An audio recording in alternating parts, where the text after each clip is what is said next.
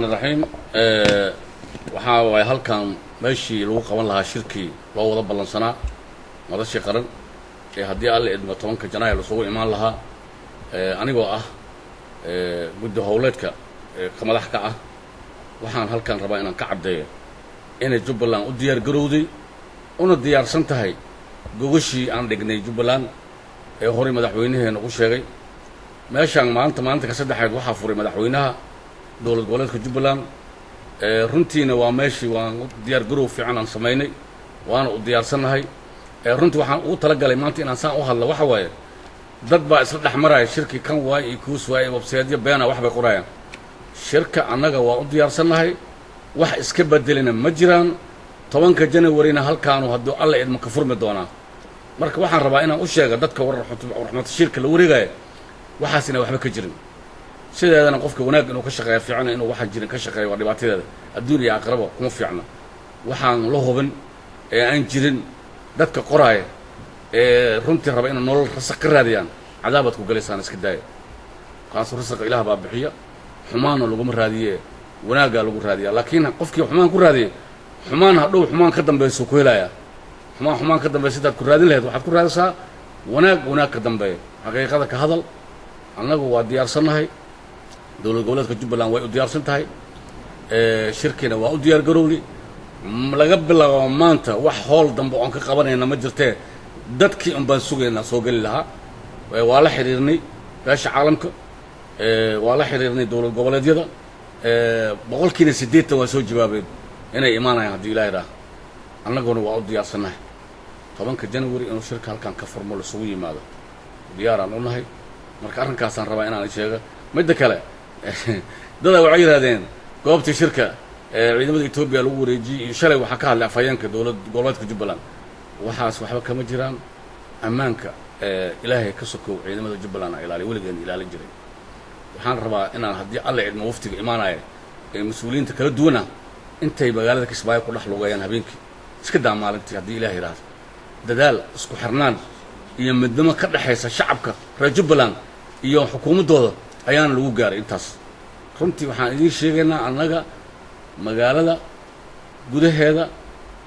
waxa ilaaliya ciidamada dowlad goboleedka Jubbaland oo laba qayb ah saddex qaybood ah daraawiishta nabad sugidda iyo ciidanka booliiska iyo shacabka oo u heelan had iyo jeer dowladnimada qofkana haduu oo asal u leeyahay dowladnimada runtii asal waxaan ka wadaa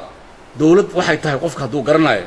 faa'iidada ay leedahay marnaba lagama yaabo in uu siyaabo xun oo fikir ama u shaqeeyo anagu marka waa diyaarsanahay ciidamadayna waa noo diyaarsiin nabadgelyada insha Allah baynallahi alkariim boqolkiiba boqol way noo wanaagsan tahay wax dhibaato ana kama jiraan shirkana waa u diyaar garowlay 10 Janaayo wax isbedel oo jirana ma jiraan 10 Janaayo hadii alle idmo ayuu halkan ka furmayaa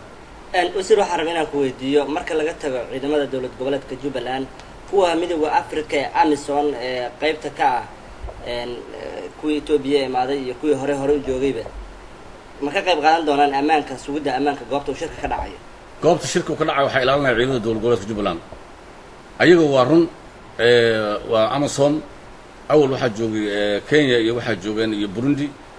haddana waxa yimid ciidamada Itoobiya Amazon wada ah dowladaha anaga noo soo gurmaday ee dhibaatadan uga habsatay Ilaahay naga dul qaaday ku tala galay inay wax ka qabtaan wax naga dul qaadaan ama naga kaalmeeyaan la dagaalanka cadawga waayo ayaga wixii ugu baahan way qaban doonaan laakiin goobta waxa ilaalin doona magaalada Kismaayo ciidamada dowlad goboleedka Jubbaland oo saddex qaybood kala ah hor u sheegay nabad sugidda daraawiishta iyo ciidanka booliiska ee Jubbaland wasiir waxa jira warar kale oo sheegayo in madaxda qaar ka mid ah madaxda dowlad goboleedyada ka jira dalka Soomaaliya ay sheegeen in aysan shirka ka soo qayb gali doonin arrimahaas maxaad ka leedahay arrimahaas waxaan ka leeyahay waa hadalan sal iraad lehen waxyaabaha Soomaalida ugu sii kala fogeeyay waaye dada waxay jecel yihiin had iyo jeer inay been ka sheegaan dalka Soomaaliya ama dadka Soomaaliya mas'uuliyiinta anigu hadalkaas ma hayna dowlad ahaan uma hayna shakhsi ahaan uma hayo waxaas waa hadalan sal iraad lehen waxba kama jiraan adeer macaan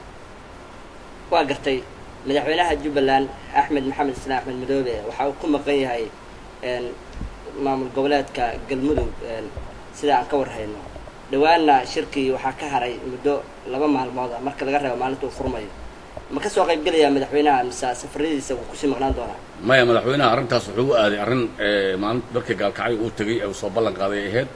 arrin waxay ahayd soomaalinimo ah dhigiisa ayuu aaday galmudug wuuna imaanaya haddii alla wuu ka soo hormaraya xilliga hadda sheegaysaba insha allah haddii alla ilaa hadda ma jiraan wax marti sharafa oo imaaday oo shirka ka qayb geli doonto maya haddii alla idmo waxay soo bilaan